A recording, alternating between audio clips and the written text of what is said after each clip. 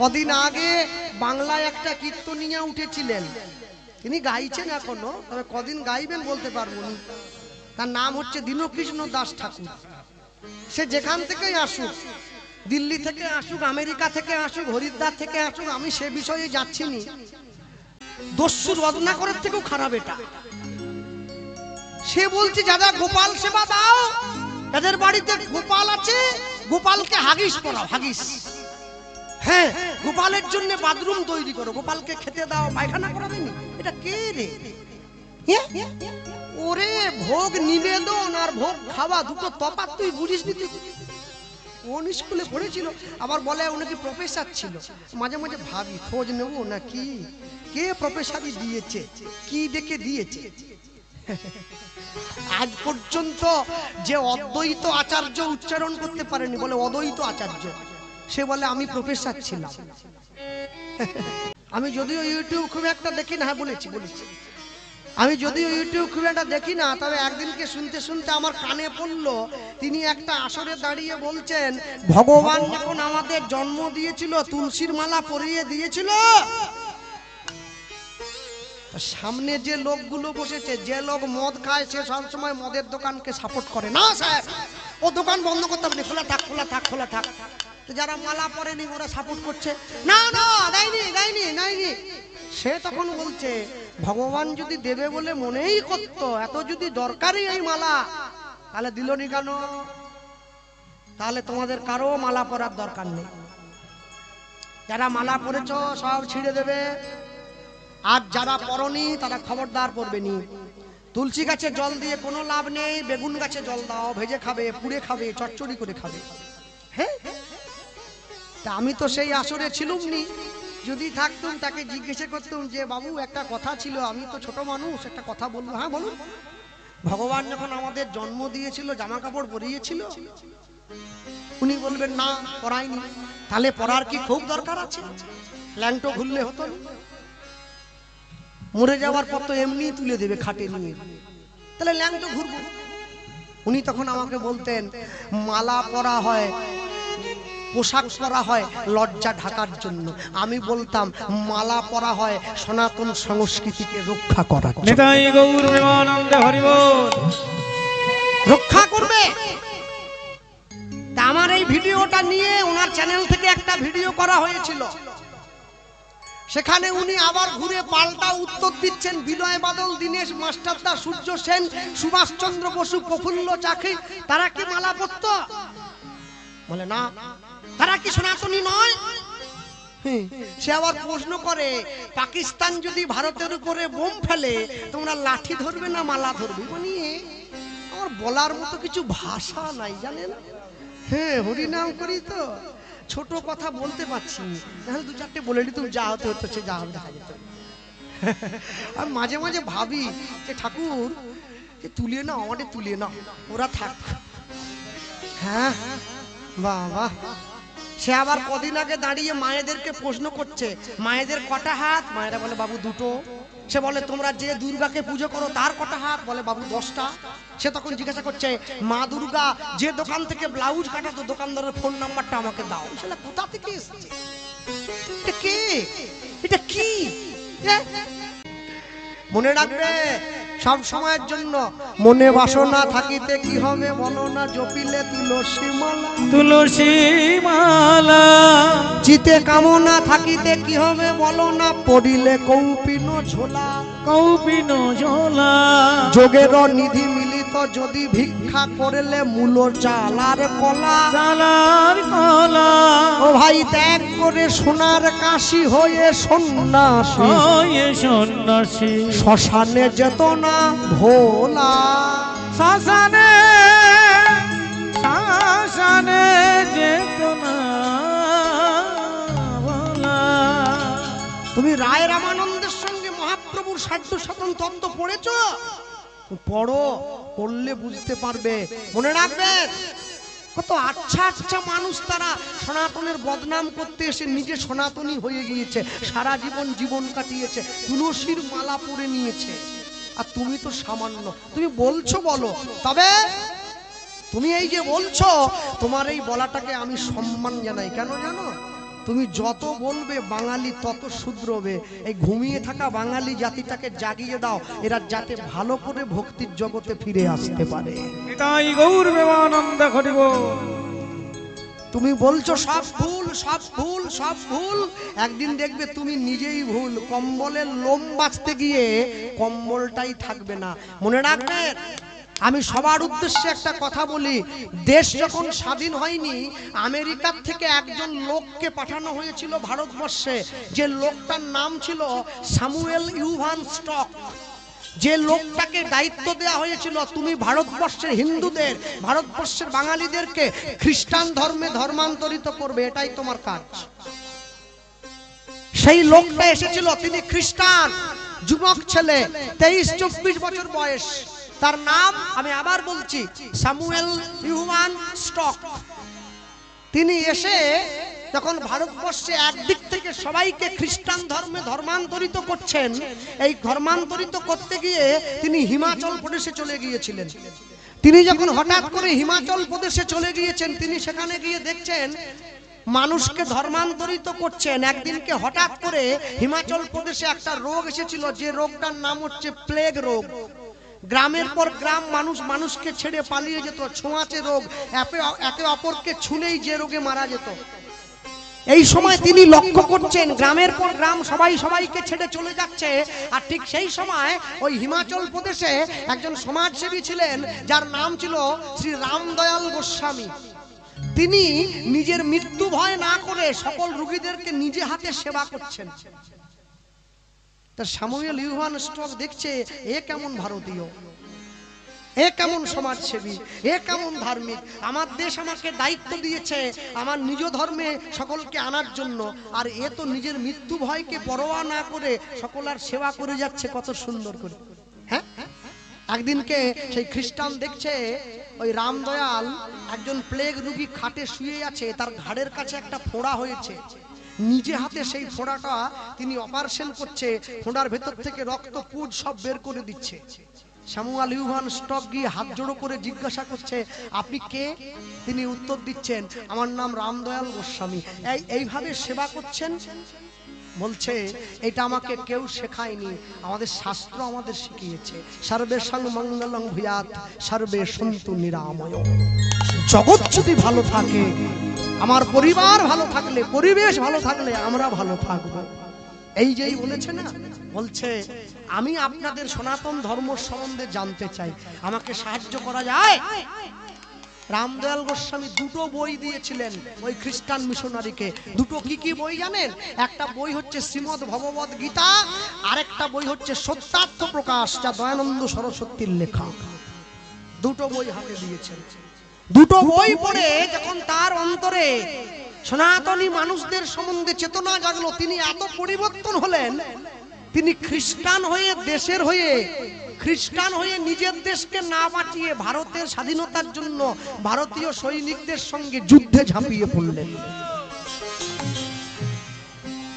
ইংরেজ সরকার তাকে বন্দী করেছিল জেলে। জেলখানায় তার আরেকজনের সঙ্গে দেখা হয়েছিল, আপনারা জানেন তো সকলে। পড়া শেষ করেছে, বিদ্যা শেষ করেছে, বিদ্যা শেষ করে দুইজন কৃষ্ণ ফিরে গিয়েছে নিজের ঘরে। কি গো, আলো জ্বালিয়ে দিলে আমাকে দেখা যাচ্ছে না? অন্ধকার ক্যামেরায় আসছে, ক্যামেরায় ঠিক আছে, তাহলে আলো জ্বালিয়ে দিলে কেন? ভবিষ্যৎ অন্ধকার কীর্তনিয়াদের, দিনের বেলা আলো জ্বালিয়ে দিয়েছে কমিটি। হ্যাঁ, আর এই ক্যামেরা ভাই যারা এসেছে, আমি তো কিছু কিছু জায়গায় গেলে মানুষে একটু রেগে যায়, ওই জন্য মাঝে কিছুদিন ক্যামেরা করতে দিয়েছিলাম না, সবাইকে বন্ধ রেখেছিলাম। কেন জানে? এক এক জায়গায় গানে গেলে 8 জন 10 জন করে ছুটে চলে যায় ক্যামেরা নিয়ে। নবদ্বীপে গানে গেছি, 29টা চ্যানেল চলে গিয়েছে। মানুষ রেগে একবারে লাঠি নিয়ে চলে এসছে, বলে আমরা কি শাহরুখ খানকে দেখবো নাকি? ক্যামেরা দেখবো না কীর্তন শুনবো? লাইন দিয়ে সামনে বসিয়ে দিয়ে ওই জন্য আমি সব ক্যামেরা ভাইদেরকে বলি তোমরা কোন কোন থেকে বসাবে, একটু দূরে দূরে বসালে মানুষের শুনতে সুবিধে হয়। শুধু আমার বেলা নয়, যে কীর্তনিয়ার বেলায় যাবে একটু কোণে কোণে বসালে এদিক থেকে এদিক থেকে এদিক থেকে, তাহলে সুবিধে হয়। হ্যাঁ, যাই হোক, তবে এদের জন্যই এই যে ইউটিউব চ্যানেলগুলো, আজকে আমরা বড় হয়ে গেছি, আজকে আমাদের মানুষ চিনেছে, এটা শুধুমাত্র ইউটিউব গুলোর দৌলতে। এটা পশ্চিমবঙ্গের যে কীর্তনিয়া বলুক আমি মানব না। কেন জানেন? যত বড় বড় কীর্তনিয়া বানিয়েছে দেখবেন ইউটিউব চ্যানেলগুলো, এরা ভিডিও ছেড়েছে, সেই ভিডিও মানুষ দেখেছে, তবে মানুষের কাছে সেই ভিডিও পৌঁছেছে, তারপরে গিয়ে মানুষ তাকে দেখেছে, মানুষ তাকে চিনেছে। আর আজকে আমরা সবার আগে যখন নিজেরা উঁচু জায়গায় উঠে পড়েছি, সবার আগে ওদের সঙ্গেই খারাপ ব্যবহার করি।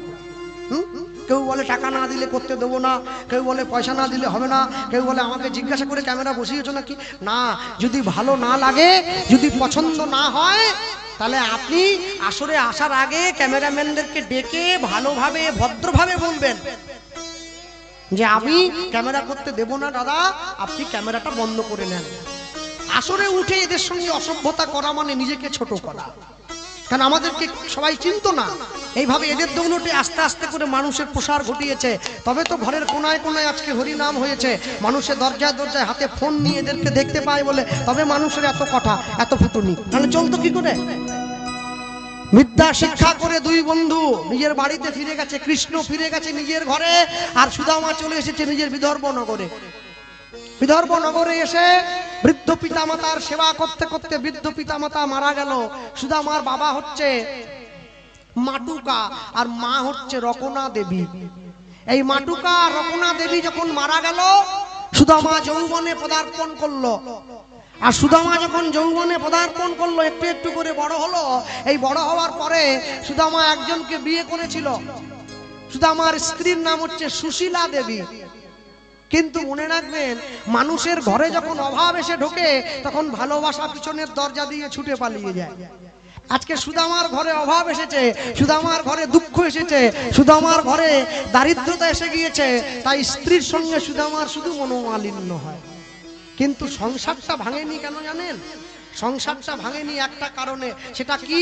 এরা স্বামী স্ত্রী দুইজন নিত্য নিত্য ভগবানের নাম করে, যা ভিক্ষা করে পায় তা দিয়ে ভগবানকে সেবা দেয়। কৃষ্ণের সংসার করে ছাড়ি অনাচার। যে সংসারে ভগবান আছে, যে সংসারে সাক্ষাৎ গোবিন্দ বসে রয়েছে, সেই সংসারের মানুষ জীবনে বেশি দুঃখ ভোগ করতে হবে না। দুঃখ ভোগ করলেও তারা অল্প দিনের মধ্যে সুখের মুখ দেখতে পাবে। ভক্তমণ্ডলী, ভক্তিমতী মায়েরা, আস্তে আস্তে করে দিন যায়, মাস যায়, বছর যায়। সুদামার স্ত্রীর কোল আলো করে দুটো পুত্র সন্তানের জন্ম হয়েছিল। কিন্তু সংসার যখন বড় হলো, অভাব তখন আরো বড় হয়ে গেল। আর এই যে অভাব বড় হলো, সংসারের তাড়নায় পড়ে অভাব যখন বড় হলো, সব থেকে বড় একটা অভাব জীবনে দেখা দিল। সেটা কি জানেন? কৃষ্ণ নাম করার অভাব। কেন? কৃষ্ণ কংসকে মেরে দিয়েছে, তাই কংসের রানী রাজ্যে ঘোষণা করেছে, আমার রাজ্যে যে হরিনাম করবে, কৃষ্ণ নাম করবে, তার মৃত্যুদণ্ড দেওয়া হবে। হ্যাঁ, কংস রাজ্যে কৃষ্ণ নাম করা বড় দায়, বড় বড় দায়। যে হরিনাম গাইবে তার প্রাণ যাইবে রানীর আজ্ঞায়, রানীর আজ্ঞায়। কিন্তু যারা প্রকৃত কৃষ্ণকে ভালোবাসে, তারা কি আর কৃষ্ণ নাম না নিয়ে থাকতে পারে? দিনের বেলা করে না, সকাল বেলা করে না, দুপুর বেলা করে না, রাত্রি বেলায় ঘরের দরজাটা বন্ধ করে দিয়ে, ঘরের প্রদীপটা নিভিয়ে দিয়ে সুদামা তার স্ত্রী সুশীলা দেবীকে নিয়ে ঘরের দরজায় বসে কৃষ্ণ নাম, ভগবানের নামটা গাইছে। কৃষ্ণ কেশব, ঘরের দরজা বন্ধ। কৃষ্ণ কেশব মধুমাখা এই না হরিনাম, সুধামাখা এই নাম। নাম কৃষ্ণ কেশব নিতাই গৌর প্রেমানন্দে হরি বল। কৃষ্ণ কেশব মধুমাখা এই নাম কাজিনা সুধামাখা এই নাম কৃষ্ণ কেশব কৃষ্ণ কেশব। আমার বাবা বলতেন, মারা গিয়েছেন 14 বছর আগে, বলে জানো কৃষ্ণ, যে মুখে হরি নাম হয়, যে মুখে কৃষ্ণ নাম হয়, যে মুখে ভগবানের কথা হয়, ভক্তের কথা হয়, সেই মুখ যদি বিড়ি তিরঙ্গা তামাক গুটকা সিগারেট খায়, ওটা মুখ নয়, ওকে বলে পায়খানার ট্যাঙ্কি। তুমি হরিনামও করছো আবার বিড়িও খাচ্ছ, যে কোনো একটা করো। হে কৃষ্ণ কেশব কৃষ্ণ কেশব মধুমাখা এই নাম হরি নাম সুধা মাখা এই নাম না। কৃষ্ণ কেশব কৃষ্ণ কেশব নিতাই গৌর হরি বল। এই নাম হরি নাম সুধামাখা এই নাম নাম জপরে জপরে জপরে রসনা নাম জপরে জপরে জপরে রসনা নাম জপরে জপরে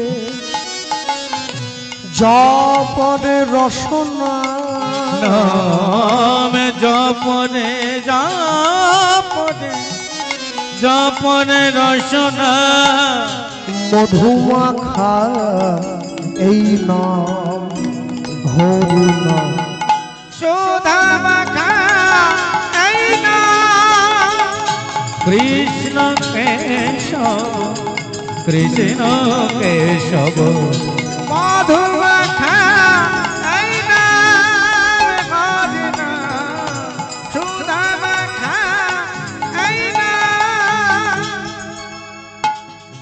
এ নাম জপ ভোলো আপনারে। রানী রাঙ্গায় কংসের অনুচর খুঁজছে কে হরি নাম গাইছে। এই ঘর থেকে মনে হচ্ছে না এ নাম জপ হলো আপনারে। দূরে যাবে জ্বালা প্রেম পারাবারে। এই নাম জপ ভালো আপনারে হরি নামে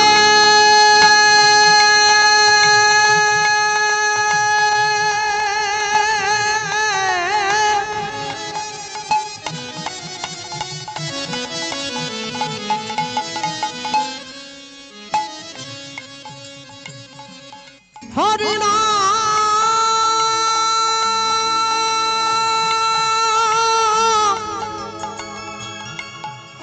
হরি নাম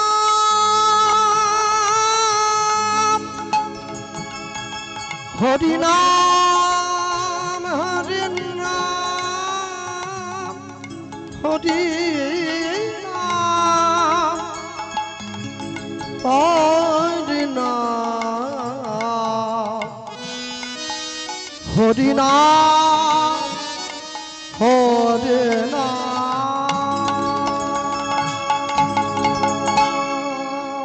এই নাম জপ ভালো আপনারে দূরে যাবে জ্বালা প্রেম পারা পারে। এই নাম জপ ভালো আপনারে দূরে যাবে জ্বালা জ্বালা প্রেম পারা পারে। নাম জপরে জপরে আস্তে আস্তে। আমি সকল মায়েদেরকে বলবো, যে মায়েরা বসে আছেন বা দাঁড়িয়ে আছেন, মনে রাখবেন সব সময়ের জন্য প্রত্যেকদিন সন্ধ্যেবেলা সংসারের কর্ম করার পরে স্ত্রী পুত্র ছেলে মেয়েকে নিয়ে ঘরের দরজায় বসে ওই সর্বনাশা সিরিয়ালগুলো না দেখে দয়া করে হাতে তালি দিয়ে 10 মিনিট করে হরিনাম করবেন, এতে সংসারের কল্যাণ হবে। হ্যাঁ, রাত্রি 9:30 মানে 9:30টার সময় স্টার জলসায় যেটা হয় ওকে বলে অনুরাগের ছোঁয়া। ওটা অনুরাগের ছোঁয়া নয়, ওকে বলে শয়তানের ছায়া। হ্যাঁ, একটা নায়ককে 3টে করে বউ আর 5টা করে কুটনি আছে সব সিরিয়ালে। কি দেখছো? সংসার ভাঙার গল্প শুনছে। ভাঙার দেখছো না, সংসার ভেঙে যাচ্ছে। মন জপরে জপরে জপরে রসনা, মন জপরে জপরে জপরে রসনা, অবিরত অবিরাম মন আমার। সুধা মাখা এই নাম, হরি হরি বল। কৃষ্ণ কেশব, সুধা মাখা এই নাম, হরি নাম, সুধা মাখা হরি নাম করো ভাই, হরি নাম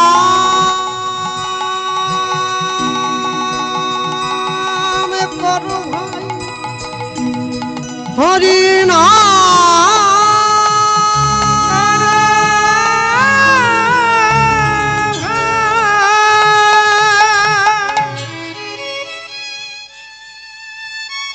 ছুটে গিয়ে দরজাটা ধাক্কা দিয়ে খুলে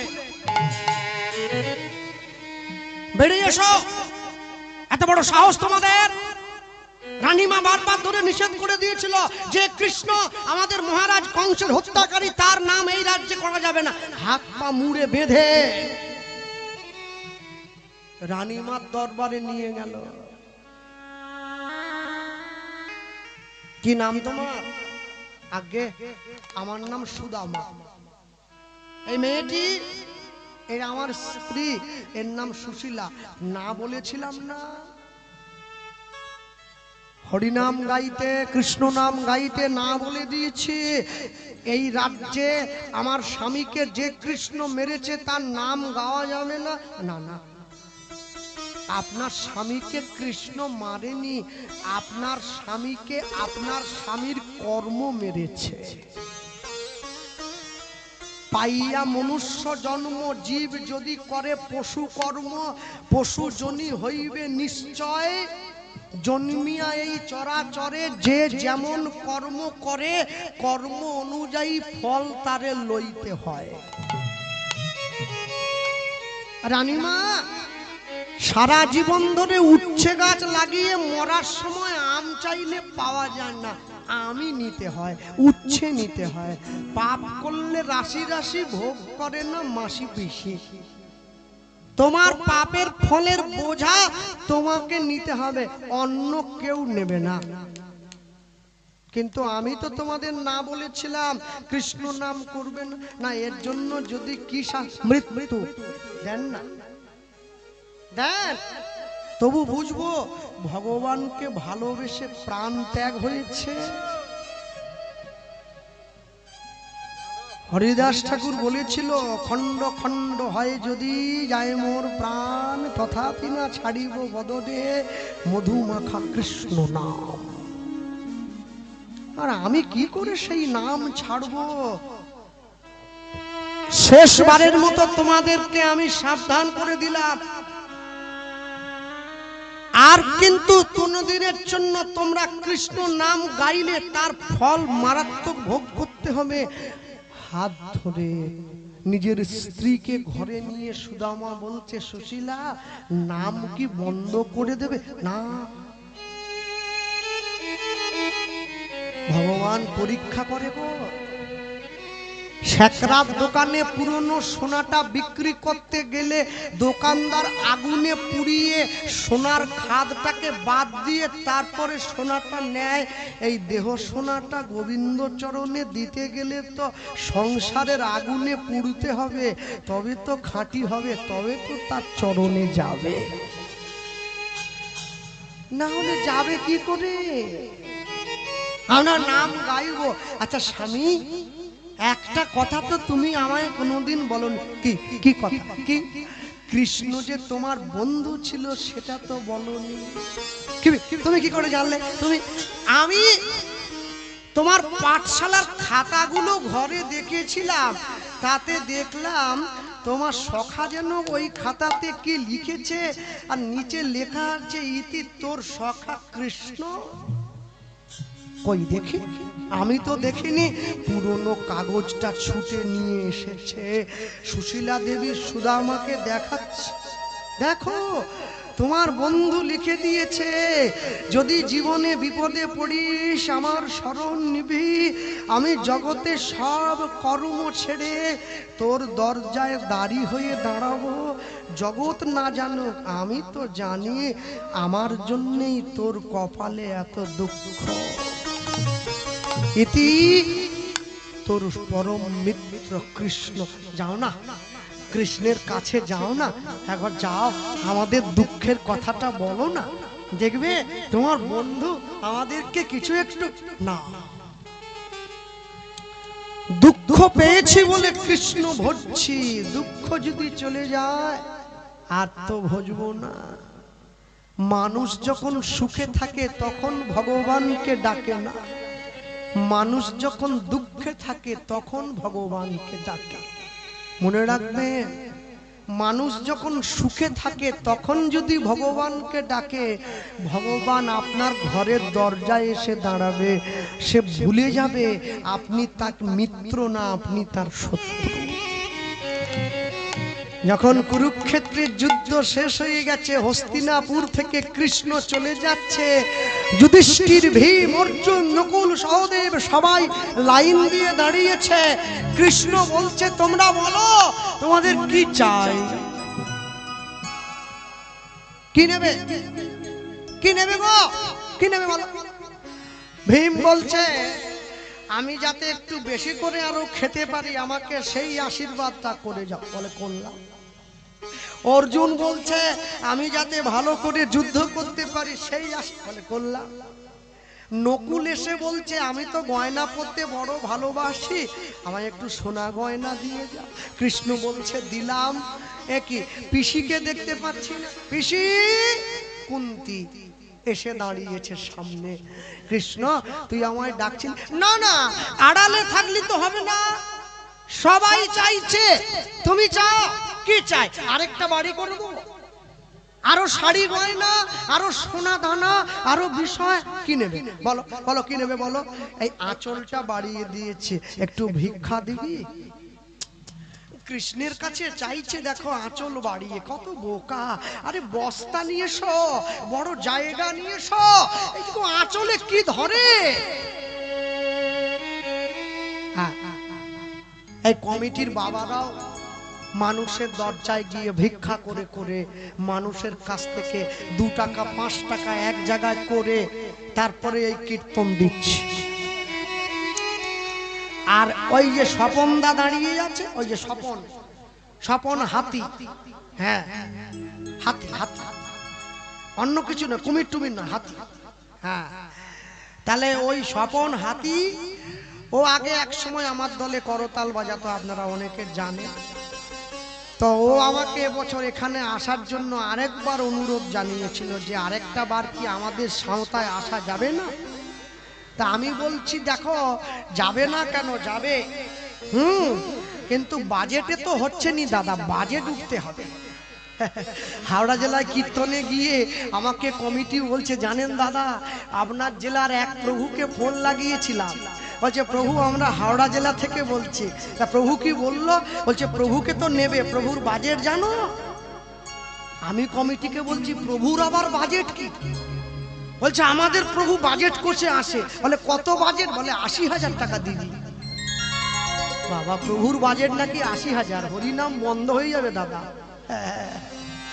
যাই হোক, আমি তো আর প্রভু নয়, আমি শুধু প্রভু নয়। তো আমাকে বললো যে এবছর আসতে হবে।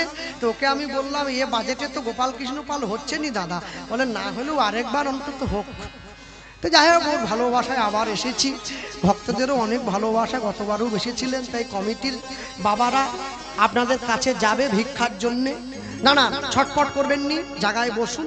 আমি ভিক্ষার কথা বললেই লোকে লুঙ্গি ধরিয়ে উঠে পড়ে, বলে জায়গাটা রাখ, বাইরে থেকে আসি। না, যার ইচ্ছা হবে না সে দেবেন না, কিন্তু বসুন, বাইরে লাগানোর দরকার নেই। আপনারা যান, এক এক করে সকলের কাছে যাবে। এত বড় মহতি হরিবাসর, এত ভক্তের প্রসাদের ব্যবস্থা, এত ভক্তের সেবা, এই চালাতে গেলে ভক্তদের অনুকম্পা প্রয়োজন। আপনারা ওদের ঝুলিতে দান করবেন। আর যদি কেউ একটু বেশি মনস্থ করে থাকেন, 50 বা 100, সেটা আমার হাতে দেবেন। আমি কথা দিচ্ছি বাড়ি নিয়ে যাবনি, ভগবান আমার অভাব দেয়নি। মোটামুটি সুখে দুঃখে আমার চলে যাচ্ছে। বাড়িতে কেউ নেই, আমার বৃদ্ধ মা আর আমি, এই দুজনের সংসার। আমাদের আপনাদের পয়সা এইভাবে নিয়ে যাব না। যদি কেউ বেশি দিতে চায় আমার হাতে দেবেন, আমি সাহায্য হয়ে সেই দান কমিটির হাতে তুলে দেবো। নিতাই গৌর প্রেমানন্দ। হরি বল, হরি বল। হ্যাঁ, যান, আপনারা সকলের কাছে যান। আর মনে রাখবেন, ইহজগতের ব্যাংকে তো অনেক টাকা রেখেছেন, ভগবানের ব্যাংক হচ্ছে ওই যেটা আপনাদের ঘরে যাচ্ছে। এরা এই টাকা নিয়ে মেয়ের বিয়ে দেবে না, ভক্তর সেবা দেবে, বৈষ্ণব সেবা দেবে, মানুষের সেবা দেবে, নরনারায়ণ সেবা দেবে, গুণীজনের সেবা দেবে। ভগবান এসে বসেছে আপনাদের দ্বারে। মানুষ জীবনে ভিক্ষা করে দুবার, পিতামাতা শ্রাদ্ধের সময় আর মেয়ের বিয়ের সময়। আরেকবার ভিক্ষা করে বাড়িতে কীর্তন দেওয়ার সময়। তাই এই ভিক্ষা ভগবানের জন্য। এ দান কেহ নাহি নিবে কেড়ে, যতই করিবে দান ততই যাবে বেড়ে। নিতাই গৌর প্রেমানন্দ। হরি বল, হরি বল। কুন্তি এসে দাঁড়িয়েছে, কুন্তি এসে দাঁড়িয়ে আঁচলটা বাড়িয়ে দিয়েছে। কৃষ্ণ দিবি বাবা, কি দিতে যদি হয় আমাকে দুঃখ দিয়ে যা। কৃষ্ণ দাঁড়িয়ে পড়েছে, পিসি কি চাইছো? তুমি দুঃখ চাইছো? জগতে কেউ তো চায় না। বলে আমি চাইছি। কেন জানিস? সুখ পেলে তো আমি তোকে ভুলে যাব, দুঃখ পেলে তো তবেই মনে রাখবো। সুদামা নিজের স্ত্রীকে বলছে, জানো তো, দুঃখ যদি পাই আমি তবেই ভগবানকে ডাকবো। প্রভু দুঃখ তুমি আমায় দিও, দুঃখে আমি বড় খুশি। আর সুখ তুমি তাকে দিও যাকে আমি বড্ড ভালোবাসি। দাঁড়িয়ে রয়েছে সুদামা, আর স্ত্রী স্বামীর হাতটা ধরে বলছে, না না না, তুমি যাও না, একবার গোবিন্দের কাছে যাও।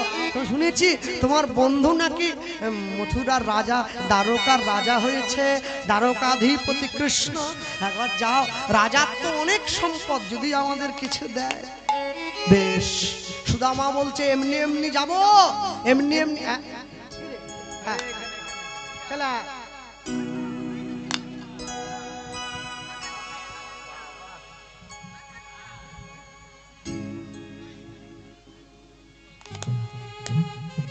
ভক্ত সেবার জন্য দুটো ছোট্ট ছোট্ট, ওরা ভাই বোন নাকি?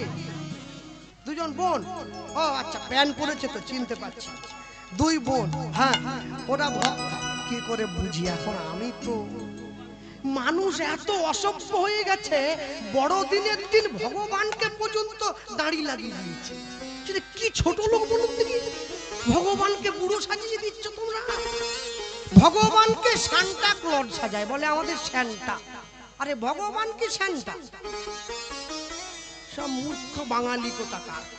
হ্যাঁ, গোবিন্দ সেবার জন্য দুই বোন, ওরা 200 টাকা দিয়েছে। এই দান কমিটির হাতে তুলে দাও। নিতাই গৌর প্রেমানন্দ। হরি বল, হরি বল। হ্যাঁ, ভিক্ষা করতে। আর যখনই বলল, জানো তো, শোনো এই ব্রাহ্মণী, এই শোনো সুশীলা, ভগবানের কাছে তো এমনি এমনি যাওয়া যায় না। আমি সবাইকে বলবো, জীবনে 4টে জায়গায় খালি হাতে যাবেন না। কোথায় বলুন তো? এক হচ্ছে ভগবানের মন্দিরে, আরেক হচ্ছে সদ্যজাত শিশু যখন জন্ম নেবে তাকে যখন দেখতে যাবেন খালি হাতে যাবেন না। আরেক হচ্ছে কেউ যদি অসুস্থ হয় তাকে যখন দেখতে যাবে খালি হাতে যাবেন না, আর যখন গুরু বাড়িতে গুরুদেবের চরণ সান্নিধ্যে যাবেন খালি হাতে যাবেন না, কিছু নিয়ে যেতে হবে। শুধু আমার শিক্ষা দিচ্ছে, শুনো ব্রাহ্মণী বলি গো তোমারে, শোনো ব্রাহ্মণী বলি গে তোমারে, তুমি শুনো ব্রাহ্মণী বলি হে তোমারে, শোনো ব্রাহ্মণী বলি গে তোমারে। শোনো শোনো শোনো সুশীলা, আমি রাজ দর্শনে যদি যাই, শোনো ব্রাহ্মণী বলি তোমারে, ওগো রাজ দর্শনে যদি যায়। আস্তে, এই যে পিছন দিকে বসে যিনি করতাল বাজাচ্ছেন ইনি আমার গুরুদেব হন। এনার কাছে আমি কীর্তন শিখি। এনার আগে আমি যার কাছে কীর্তন শিখতাম তাকেও সবাই জানেন আপনারা, তিনি হচ্ছেন ওই বাগনান হাওড়া জেলা মাননীয় শ্রী গৌরাঙ্গ সুন্দর চক্রবর্তী, বড় চুল আছে, তার কাছে শিখতাম, এখন এনার কাছে শিখি। তা আমার গুরুদেব এই লীলাটি লিখেছেন, আর এই পদটি ওনারই সাজানো, নিজে সাজিয়ে দিয়েছে। তা আমি যখন লীলাটা পড়ি আমি ভালো করে লক্ষ্য করছি উনি লিখছেন, শুনো ব্রাহ্মণী তোমারে বলি রাজ দর্শনে, মন দিয়ে লক্ষ্য রাখুন, রাজ দর্শনে যদি যাই। এরপরে আমি দেখলাম ওই যে লিখেছিলেন না রাজ দর্শন, ওই কথাটা কেটে দিয়েছে, কেটে নিচে লিখছে গোবিন্দ দর্শনে যদি যাই। আমি গোবিন্দ দর্শনে যদি যাই। আচ্ছা, যে দ্বারকার রাজা সেই তো ভগবান গোবিন্দ, সেই তো কৃষ্ণ, তাহলে আপনি রাজ দর্শনটা কেটে গোবিন্দ লিখলেন কেন? কেন জানে? উনি কারণটা লেখেননি, কারণটা আমি বুঝে নিয়েছি। কারণটা কি? গোবিন্দ হচ্ছে সুদামার সখা, সুদামার মিত্র, সুদামার পরম বান্ধব। তাই জন্য বলছে আমি আমার বন্ধুর বাড়িতে যাব, কিছু না নিয়ে গেলে কি হয়? তাই কথাটা সম্পূর্ণ করার জন্য পরের লাইনে লিখছেন, রাজ দর্শন পেতে যদি হয় উপহার কিছু চাইনি, তাই হরিবল পেতে যদি উপহার কিছু রাজ দর্শন পেতে যদি হয় উপহার কিছু চাই, রাজ দর্শন পেতে যদি উপহার কিছু চাই। তোমার সুধাই মনের কথা, তোমার সুধাই মনের কথা, মোদের গৃহে কিছু নাই, মোদের গৃহে কিছু না, সেই তো পরম বন্ধু মোরে যা দিল তাহা লইয়া চলো যাই, সেই তো পরম বন্ধু মোরে যা দিল তাহা লইয়া চলো যাই। বলি বিলম্ব করো না গো, বিলম্ব করো না গো, দেখো বিলম্ব করো না, দেখো বিলম্ব করো না গো। বলি বেলা বুঝি চলে গেল, বিলম্ব নয়া করো না গো, জীবনের বেলা দেখো বয়ে গেল, বিলম্ব করো না গো।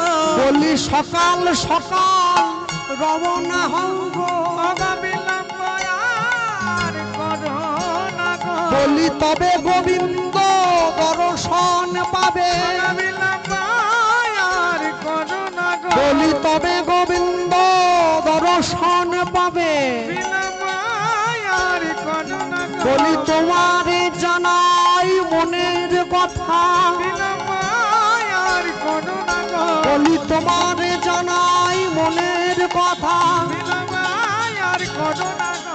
সকাল সকাল যাও হে তুমি নিতাই গৌর হরিবল। সকাল সকাল যাও গো, বিলম্ব আর করো না গো, বিলম্ব বিলম্ব করো না গো। কিন্তু সুশীলা, তুমি যে আমাকে গোবিন্দ দর্শনে যেতে বলছো, কিছু ভিক্ষা করে এনে না। আমি ভিক্ষা করে তুমি না এনে দিলে আমি কি করে যাব? আর এই চিন্তা করে যখনই বললো, অমনি সঙ্গে সঙ্গে সুশীলা দেবী ভিক্ষা করার জন্য বেরিয়ে পড়েছে। কোথায় যাচ্ছে? গ্রামের মানুষের কাছে ভিক্ষা যাচ্ছে। আর ছুটে চলে যায়, তোমরা ভিক্ষা দাও নগরবাসী কৃষ্ণ সেবার তরে। ওগো ভিক্ষা দাও গো নগরবাসী কৃষ্ণ সেবার তরে। তোমরা ভিক্ষা দাও গো নগরবাসী কৃষ্ণ সেবার তরে। তোমরা ভিক্ষা দাও গো নগরবাসী কৃষ্ণ সেবার তরে। আমি অভাগিনী এক রমণী, আমি অভাগিনী এক রমণী। আমি অভাগিনী এক রমণী। আমি অভাগিনী এক রমণী। আমি এসেছি তোমাদের দ্বারে, আমায় ভিক্ষা দাও কৃষ্ণ সেবার তরে। কৃষ্ণ সেবার তরে, কৃষ্ণ সেবার তরে আমায় ভিক্ষা দাও। নিতাই গৌর প্রেমানন্দ হরি বল। কৃষ্ণ সেবার তরে আমায় ভিক্ষা দাও গো নগরবাসী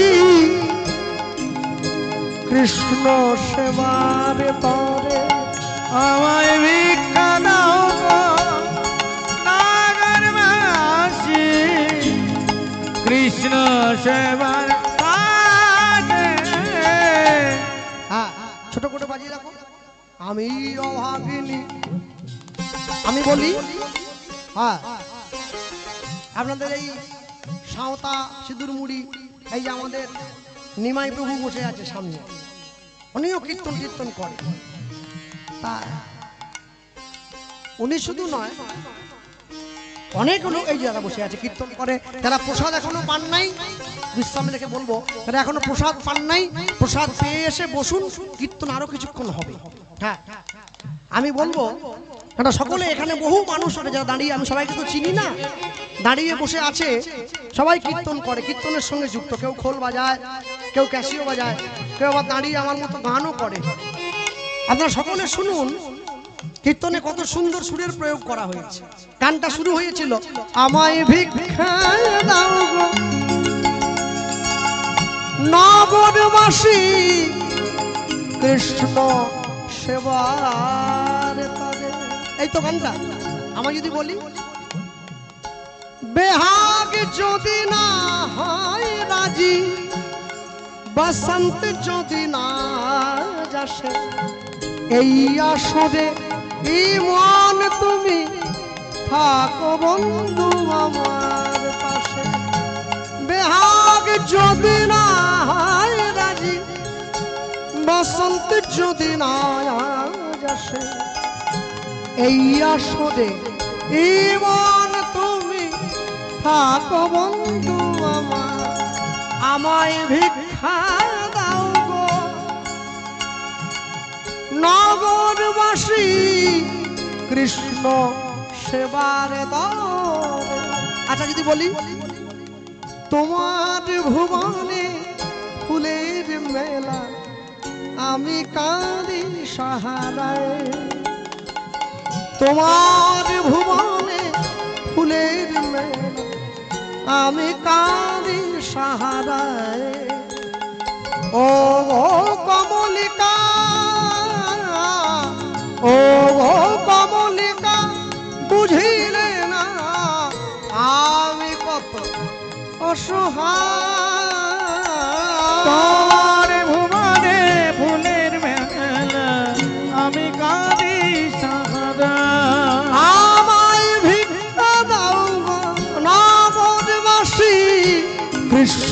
সেবার দাও, আমায় ভিক্ষা দাও গো নগরবাসী, কৃষ্ণ সেবার তারে, কৃষ্ণ সেবার তরে, কৃষ্ণ সেবার তারে, কৃষ্ণ সেবার তরে, তারে, কৃষ্ণ কৃষ্ণ সেবার তরে, কৃষ্ণ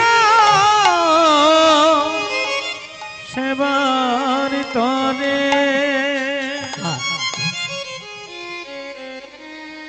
মানুষের দরজায় গিয়ে যখন দাঁড়ালো, যে যেমন ভাবে পারলো, যেভাবে পারলো ভিক্ষা দিয়েছে। 4 মুষ্টি শুকনো চিড়ে ভিক্ষা করে এনেছে। শুকনো চিড়ে ভিক্ষা করে এনে নিজের চোখের জল দিয়ে চিড়েটা ভিজিয়ে 4টে নাড়ু তৈরি করে দিয়েছে। হ্যাঁ, আমরা এই পর্যন্ত সকলে জানি 4টে নাড়ু। 4টে নাড়ু হচ্ছে 4টে প্রতীক, ধর্ম, অর্থ, কাম, মোক্ষ। 4টে নাড়ু তৈরি করে 3টে নাড়ুর উপরে 3টে তুলসী পাতা দিল, ধর্ম, অর্থ, কাম। কিন্তু মোক্ষ উপরে তুলসী পাতা দিল না। যে কৃষ্ণ ভজন করে, যে কৃষ্ণকে ভালোবাসে, ভক্তিকামী, যে সে মুক্তি চায় না, সে চায় জগতে থেকে যাতে কৃষ্ণ ভজন করতে পারে। কর্ম বিপাকে গতাগতি পুনঃ পুনঃ রতিরহু তুয়া পর সঙ্গ। শুধু আমার আঁচলে দিয়ে দিয়েছি, যাও স্বামী, তুমি চলে যাও, আর দেরি করবে না। ভগবানকে 4টে নাড়ু দিও, তোমার বন্ধুকে 4টে। আমাদের রাজপ্রসাদ চাই না গো, আমরা কি চাই জানো? আমরা যেন তার সেবাটা ঠিক মতো করে করতে পারি, আর আমরা কিছু চাই না। মনে রেখো, ভগবানের উপরে বিশ্বাস রাখা, ভগবানকে ভালোবাসা এত 4টিখানি কথা নয়, সবাই পারবে না। সবাই যদি দেশে সাধু হয়ে যেত, সাধু হওয়া যদি এত সোজা হতো, তাহলে তো দেশে চোরের সংখ্যা কমে যেত, সাধুর সংখ্যা বেড়ে যেত। দেশে চোর বেড়ে গেছে, সাধু কমে গেছে। হ্যাঁ, চোরের সংখ্যা বেশি, সাধুর সংখ্যা বড় কম। কিন্তু মনে রাখবেন, ভালো ছিল বলে খারাপটা দেখা যাচ্ছে, যদি ভালো না থাকতো খারাপটাকে কেউ চিনতো না। সবাই তো ভগবানের গলায় ছুটে ছুটে নিয়ে গিয়ে মালা পরিয়ে দিচ্ছে, দ্বারকার রাজা কৃষ্ণের গলায়। এক বয়স্ক ঠাকুমাকে গ্রামের লোক গিয়ে বলেছে, কৃষ্ণ দ্বারকা এসেছে, তুমি মালা পরাবে না? ঠাকুমার আবার ভগবানের উপরে বিশ্বাস নাই খুব একটা বেশি। সে চিন্তা করছে, এত টাকা দিয়ে ফুল গিয়ে মালা গেঁথে নিয়ে যাব, যদি ভগবান সত্যি সত্যি আসবে বলে না আসে, তাহলে আমার ফুলের মালা তো বেকার হয়ে গেল। আর সবাই যখন মালা কিনছে, তখন তো মালার দাম বিরাট হবে। ঠাকুমা কি করলো জানেন? নিজের বাড়িতে খড়ের চালে একটা কুমড়ো গাছ হয়েছিল, ওতে কুমড়ো ফুল হয়েছে, সেই ফুল দিয়ে ফুল পেড়ে মালা গেঁথে এইবার নিয়ে যাচ্ছে হাতে করে ঝুলিয়ে। পাড়ার লোক দেখে বলছে, হ্যাঁ গো ঠাকুমা, তুমি কৃষ্ণের গলায় কুমড়ো ফুলের মালা পরাবে, ওতে কাঁটা আছে, ঠাকুরের গায়ে লেগে যাবে, গা কর কর করবে। বলে, আমি কি তোমাদের মতো বোকা নাকি? হ্যাঁ, আমার 3টে মাথা এক জায়গায় ঠেকেছে এমনি। এই, যদি কৃষ্ণ তোদের কথা মতো সত্যি সত্যি এসে থাকে, তাহলে এই কুমড়ো ফুলের মালাই কৃষ্ণের গলায় দেব। আর যদি কৃষ্ণ আসবে বলে না আসে, তাহলে বাড়ি এনে সুতো কেটে বেসনে ডুবিয়ে বড়া ভেজে খেয়ে ফেলে। ওরা কি ভাবলি? হ্যাঁ, গোলাপ ফুলের বড়া ভাজা খাবি? ভগবান যদি না আসে, মালা ফেলে দিতে হবে বাঁধের ধারে। আমার মালা ফেলা যাবে না, পুরোটাই লাভ। ভগবানকে মালা পরাবে মানুষ, সেখানে পর্যন্ত লাভের হিসেব করছে।